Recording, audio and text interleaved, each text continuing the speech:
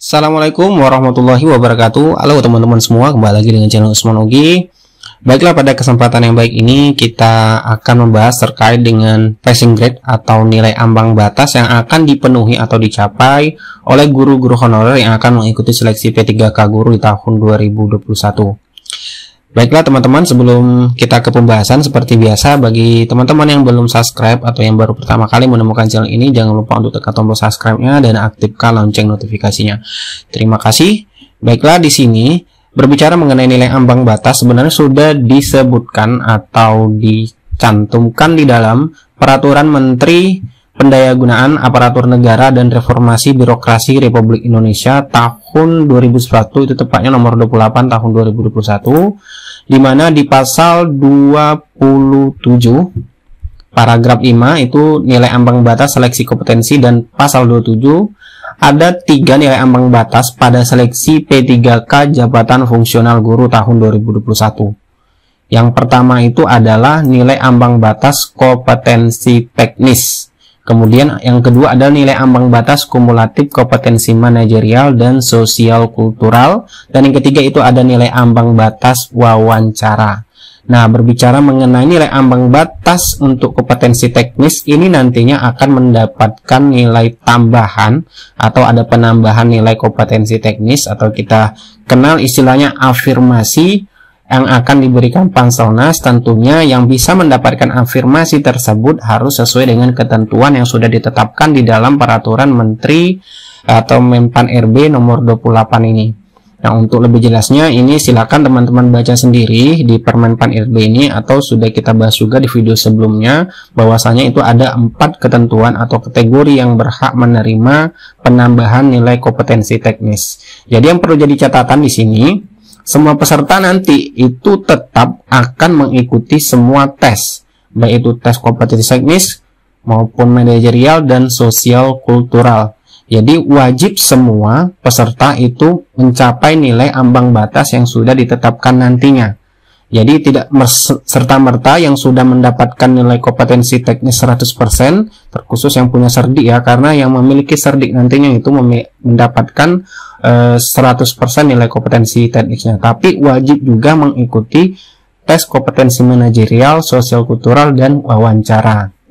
Nah, mengenai nilai besarannya berapa nantinya itu belum disebutkan di dalam peraturan ini, dan biasanya untuk nilai ambang batas itu biasanya Permenpan RB juga mengeluarkan peraturan.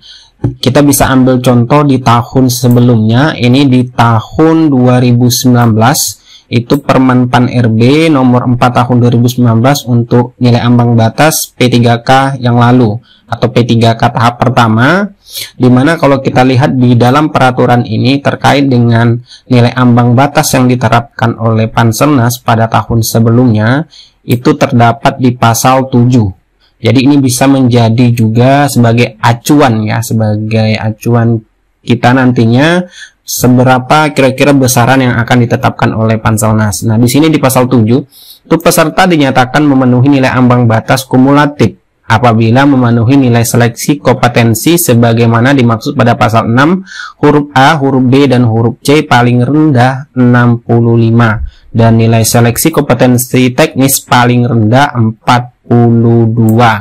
Jadi ini adalah nilai ambang batas yang diterapkan oleh Panselnas pada tahun 2019 yang lalu. Sedangkan pasal 7 ayat 2-nya kita lihat, apabila peserta telah memenuhi nilai ambang batas sebagaimana dimaksud pada ayat 1, peserta harus memenuhi nilai ambang batas wawancara berbasis komputer sebagaimana dimaksud pada pasal 6 huruf D paling rendah itu 15. Ya, jadi sini kita berharap di tahun 2021 nilai ambang batas yang ditetapkan nantinya itu tidak jauh berbeda. Kalaupun ada perubahan semoga tidak signifikan, atau kita berharap disamakan dengan P3K tahun 2019. Nah, terkait juga dengan soal kompetensi yang akan diujikan nanti, itu ada kompetensi teknis manajerial sosiokultural. Di sini ada 70 sampai 100 soal untuk kompetensi teknis, kemudian kompetensi manajerial itu 20 sampai 30 soal, kemudian kompetensi sosiokultural itu ada 10 sampai 20 soal, dan wawancara berbasis komputer itu ada 10 soal. Nah, di sini juga ada teman-teman yang bertanya, bagaimana peluang guru honorer yang tidak memiliki afirmasi Misalnya ya, itu bagaimana dengan peluangnya, apakah bisa memiliki peluang yang besar nantinya.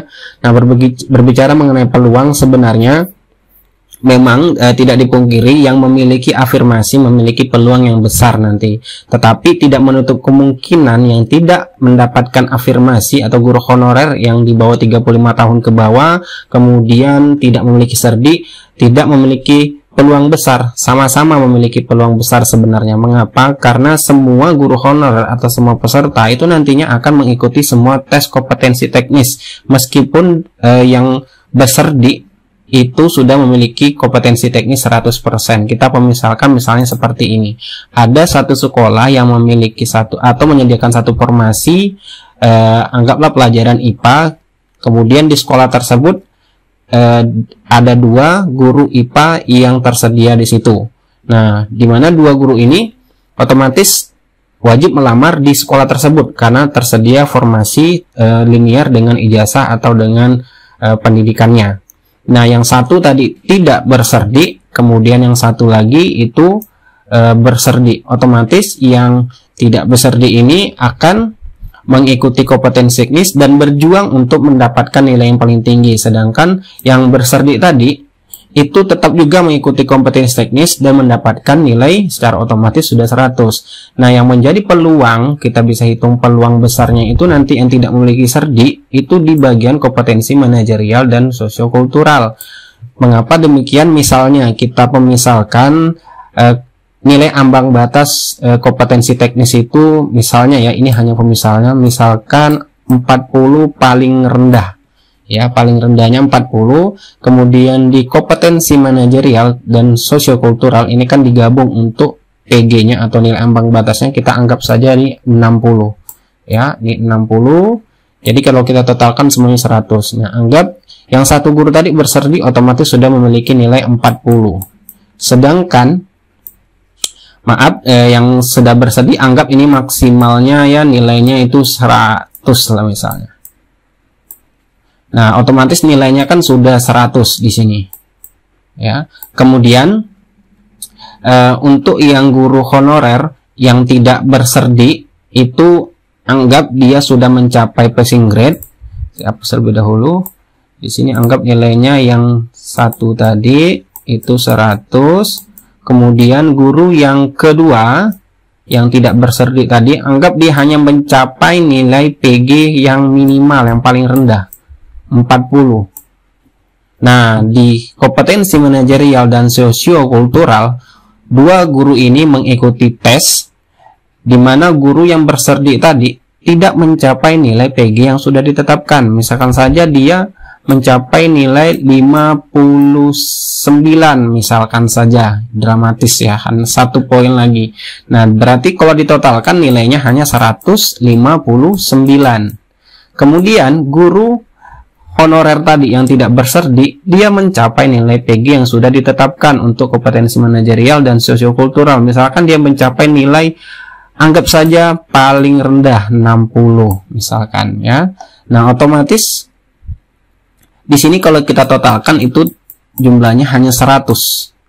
Nah, kalau kita lihat di sini siapa yang lulus kira-kira? Yang lulus pastinya adalah guru yang tidak berserdi tadi, karena dia mencapai semua nilai ambang batas yang sudah ditetapkan oleh Pansel. Nah, sedangkan guru yang berserdi itu tidak lulus ya. Ini tidak lulus karena tidak mencapai nilai ambang batas untuk kompetensi manajerial dan sosiokultural. Jadi yang kita bisa tarik kesimpulan bahwasanya untuk mengenai peluang sebenarnya memiliki peluang yang sama, hanya saja yang harus teman-teman persiapkan, silakan pelajari materi terkait dengan kompetensi yang akan diujikan nantinya. Selalu saja optimis karena kesempatan yang diberikan oleh panitia itu sampai 3 kali tesnya nanti. Kalau seandainya gagal di tahap pertama, silakan ikut lagi tahap kedua dan sampai ke tahap ketiga. Semoga informasi ini bermanfaat. Saya mohon maaf jika dalam membuat perumpamaan atau pemisalan ini ada yang salah. Silakan dibenarkan di kolom komentar. Sekian dari Ismologi. Semoga bermanfaat. Wassalamualaikum warahmatullahi wabarakatuh.